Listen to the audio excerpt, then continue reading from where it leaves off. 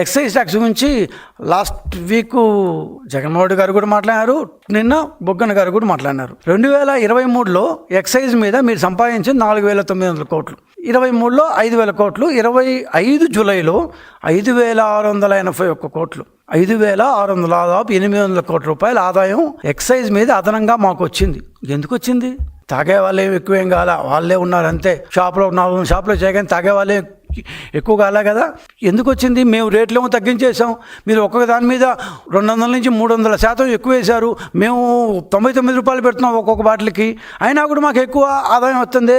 మేము రేట్లు తగ్గించాం, మీరు రేట్లు పెంచారు. మేము రేటు తగ్గిస్తే మాకు ఆదాయం ఎక్కువ వచ్చింది ఎక్సైజ్ మీద, మీరు రేట్లు పెంచితే మీకు ఆదాయం తక్కువ ఎందుకు వచ్చింది అంటే మీ హయాంలో లిక్కర్ డబ్బు మొత్తం ఖజానాకి పోకుండా బయట నుంచి బయటకే, షాపుల నుంచి నేరుగా ఏమంటారు డిస్టిల్ నుంచి షాపులకు వచ్చి, షాపుల నుంచి హైదరాబాద్కి వెళ్ళిపోయింది. సిట్టు ఒక 2 నెలలుగా చెప్పేది ఇదే. ఈ దాదాపు 5-6 వేల కోట్ల రూపాయలు ఎక్కడికి వెళ్ళాయంటే ఖజానాకు ఆదాయం రాకుండా దారి మళ్లించారు. సో ఖజానాకు ఆదాయం రాకుండా చేసింది మీరు.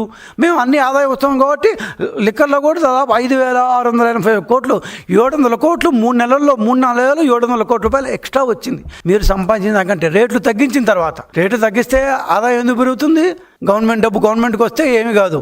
గవర్నమెంట్కి రావాల్సిన డబ్బు దాని కసిరెడ్డి రాజశేఖర్డో ఇంకోడో దాన్ని ధనంజయ రెడ్డో ఆయన బాలాజీనో వీళ్ళంతా తీసేసి నేరుగా బిగ్ బాస్కి ఇస్తే గవర్నమెంట్లో ఆదాయం కనపడదు. క్యాపిటల్ ఎక్స్పెండిచర్ అంటే పెట్టుబడుల మీద పెట్టే ఖర్చు. దీంట్లో కొద్దిగా బాగా చెప్పాలి. ఈసారి 2025 జూలై ఈ 4 నెలల్లో మనం హంద్రీనివా దాన్ని కంప్లీట్ చేసుకున్నాము. దాన్ని కొత్త ప్రాజెక్టుల మీద ఖర్చు పెడుతున్నాం. 8,500 కోట్ల రూపాయలు పెట్టుబడుల మీద ఖర్చు పెట్టాం. బుగ్గన రాజేంద్ర రెడ్డి గారు నిన్న చాలా గొప్పగా చెప్పారు. ఏమని? 15,883 కోట్లు ఖర్చు పెట్టాము. 23 జూలైకి 4 నెలల్లో మేము 15,800 కోట్లు ఖర్చు పెట్టాము.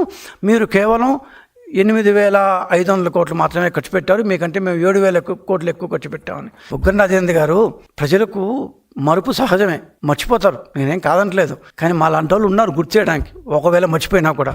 కానీ మీరు చేసిన యథాపనుల దగ్గర మర్చిపోరు. ఎందుకంటే ఆర్థిక సంవత్సరం ఏప్రిల్లో స్టార్ట్ అవుతుందా? ఏప్రిల్, మే, జూన్, జూలై, ఆగస్ట్, సెప్టెంబర్ ఇట్లా పోతుంది కదా. ఏప్రిల్, మే, జూన్లో మీరు ఎంత ఖర్చు పెట్టారు? 2023 ఏప్రిల్, మే, జూన్లో 1,400 కోట్లు. జూన్ దాకా మీరు 1,400 కోట్లు పెట్టారు. 2023 ఏప్రిల్, మే, జూన్ దాకా మీరు 1,400 కోట్లు ఖర్చు పెడితే ఒకే ఒక్క నెలలో 14,854 కోట్లు. ఒక్క నెలలో 15,000 కోట్లు ఎవరికి ఇచ్చారు చెప్పంటారా? ఖమ్మంలో మీ కాంగ్రెస్ నాయకుడు దాన్ని ఏమన్నా సెన్రాజీవ్ కోసం 8,000 కోట్స్ ఇచ్చారు కదా, అది గుర్తులేదా?